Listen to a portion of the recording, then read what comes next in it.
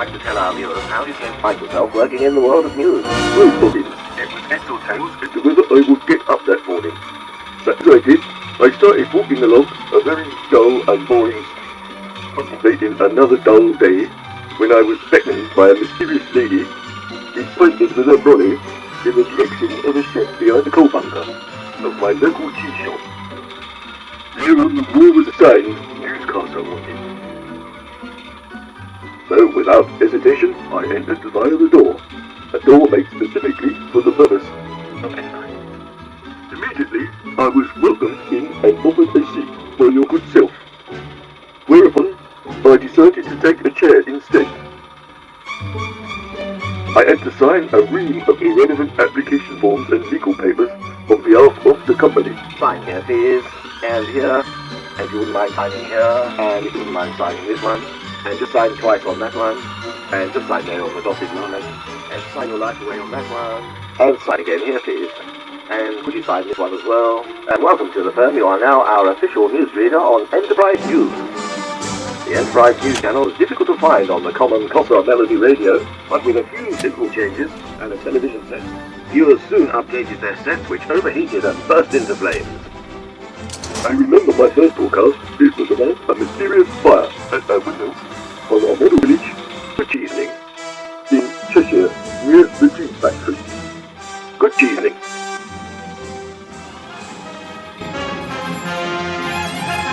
This was followed by the disappearing inhabitants of the village.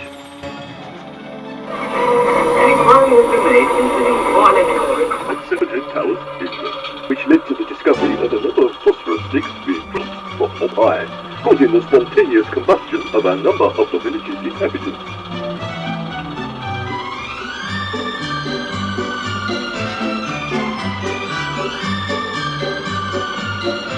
Good evening. The village was set on high alert, and all eyes pointed to the sky, when back on the ground on a hot summer's day, a man was mugged for his raincoat. News has just come in that Baron von Biggles has been spotted, and everyone is to give chase. Being what I am as the newscaster and the roving reporter, I was asked to be in 2 places at once. So then, and without hesitation, I was off, leaving viewers with a running commentary of the whole event. Before long, the old news team joined in the check.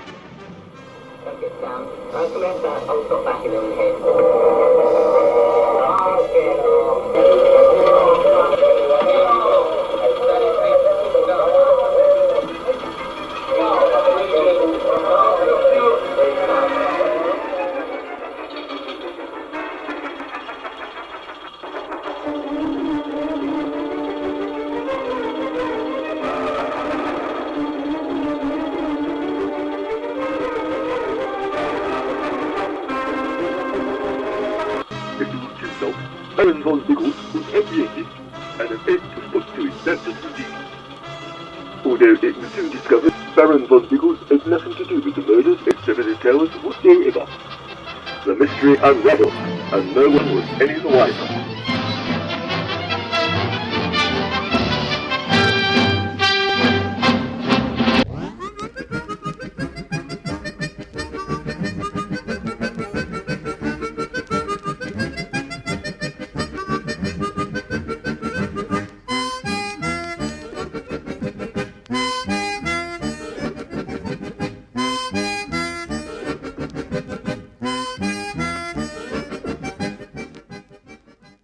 A call was made to the home of Sherlock Holmes and his head honcho, Ignob, acting with his backup, the pair was summoned to investigate the mysterious events that had taken place over the previous few days, including a number of disappearing inhabitants, a mysterious fire, 3 murders, and the whereabouts of a special secret recipe for toasted cheese.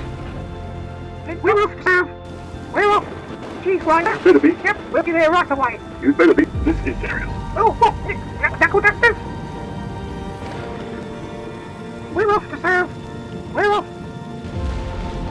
All right, Ignob, where are we off to now? We're off to solve the case of 7 Towers. I don't like the sound of that, Ignob. Well, it's only thunder. Okay, so it's time to pack the bags and cancel the milk. And with that, the demonic duo were off to the train station. According to the time, the train due in 20 seconds. Is it headed the right direction?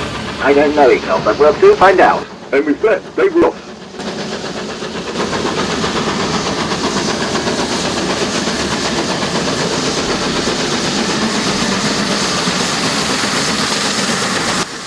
And 5 minutes later, they were back and off again on the right train.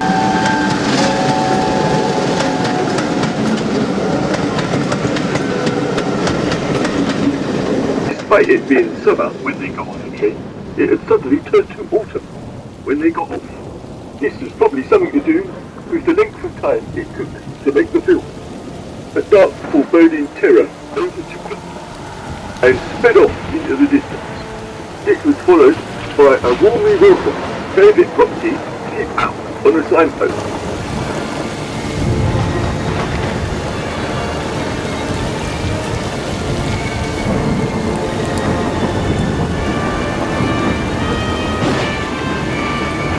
Without a moment's hesitation, they were there.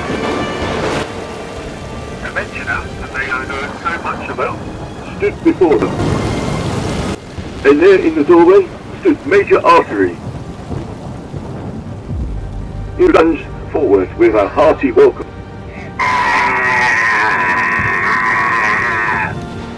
I'm sorry, I didn't recognize you. He was asked about how many murders he'd seen, but denied all knowledge.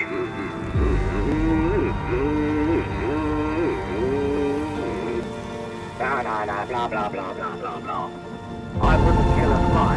All I do is swallow flies when they come. Blah, blah, blah, blah, blah, blah, blah, blah, blah, blah, blah. I hate the flies. Just at that moment, his butler arrived, telling the game was about to start. But it was too late. The deed had been done right before our very eyes. And I went like this. I say, is he dead? What? Dead? Not only dead, he's deceased as well. Who is that? Well, it looks like you did. I've said before I wouldn't hurt flies. Found Well, it's a off. very big fly. I'm not doing him. You can do it yourself. Me? Ah, well, I know what to do. Over there, there's a big lake. I always like swimming. Oh, you can't go in there. That's where I keep my piranha. All the better. No, I don't see him over there. Look, over there. Oh, what's that? The lady of the lake, my boy piranha. And for that, the evidence was disposed of.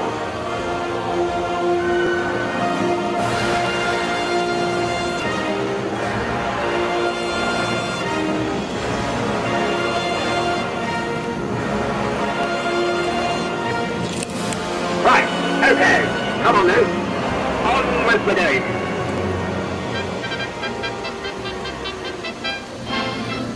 Upon arrival at the house, the guests were treated to a stab-up game of Cluedopoly to ascertain a motive for going. For some reason, the guests seemed to be suffering from amnesia and had no recollection of what was going on prior to their game of Cluedopoly, despite there being no waiter service due to the demise of the butler. Right there, you're not going to take a photo. Oh yeah, what's the menu like? What's the menu? Let's take a photo of the menu. It's all head soup and you are the most frightful bore. 666 and I go to jail. I'll put money on that. I've only got £1. I've got 25 with those lead piping. Rim, rim, rim, rim, rim, rim, rim, rim.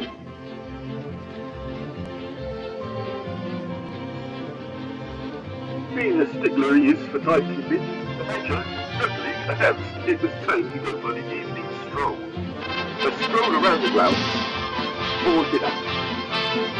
Thereupon everybody got up and followed him out. Oh yeah, gotta take more photographs. More photographs. More photographs. Yeah, I like it. And over there, the huge bumblebee came out of the tree with massive fly swatter. It was at this point that things took a sudden turn for the worse. Within minutes, the Major excitedly reenacted moments from his days as a cheese slicer in the Cheeseman's Cheese Shop in Lewisham, and obliviously hacked down members of his assembled guests. But I wonder who could have done it. I mean, obviously, the Major's just had one little accident. Maybe it was him. No, photograph of him. Oh, I don't know why you're taking photographs. Why are you taking photographs? What are you taking photographs of? And so I said, come here, you. And after that I went like that, and then I went like this, and then I did this, and then I did that, and then I did this, and then I did that. And I did this.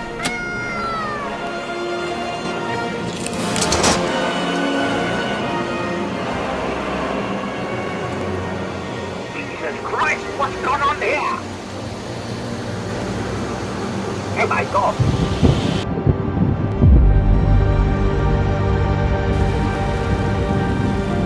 Oh, the other one! Where's that one come from? I really don't know him. I wonder what's going on. It seems to be happening right before our very eyes. I don't like the look of this one at all. I'll leave it up to you. You can get rid of that one. If it happens again, I'm going home.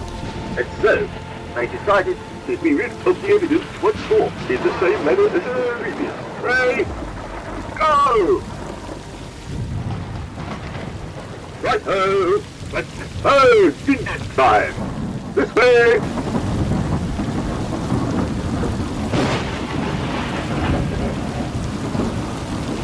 It was at that moment that it happened. The demonic duo were just about to follow when all of a sudden, from nowhere came the sounds of a motor vehicle.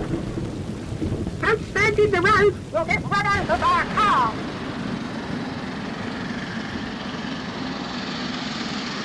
Too late. I told him, I told him. Right, I'm going home. And there you have it. After this incident, nothing was ever heard or seen of him again. Everything went back to being normal. Demonic duo, who are far from normal, returned home to notify the police of their findings, who decided to obliterate the whole property and the village, just to make sure nothing ever like this happened again. The place was nuked by a giant mushroom and cheese omelette, the likes of the world had never seen. And Sherlock Holmes and Ignat returned to their world of anonymity and were never seen again.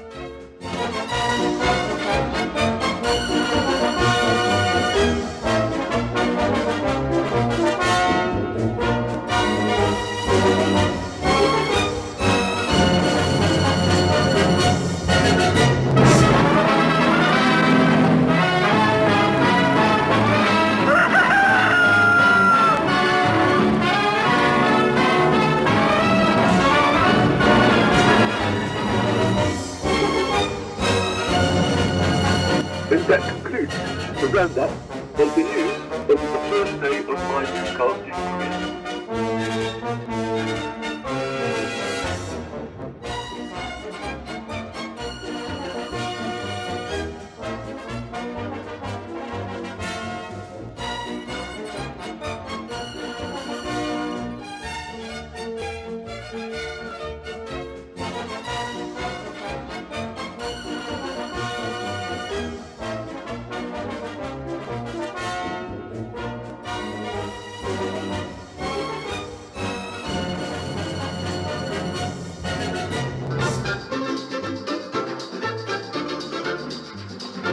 Well, how do you think it went then? I'll tell you how it went. Terrible. I say that's a little harsh, don't you think? Not for me, as it said. Okay, well I think you better shut up now then. I'll do it. Yes, it's for your own good, you know. If I'd known you were going to be like this, I would have never hired you. Okay, everybody, show's over. That's it, right, thank you. That's a wrap. I'll give you a rap. Here you go. This is just for you. Cut! Where's my money? I haven't even been paid. Oi, come back.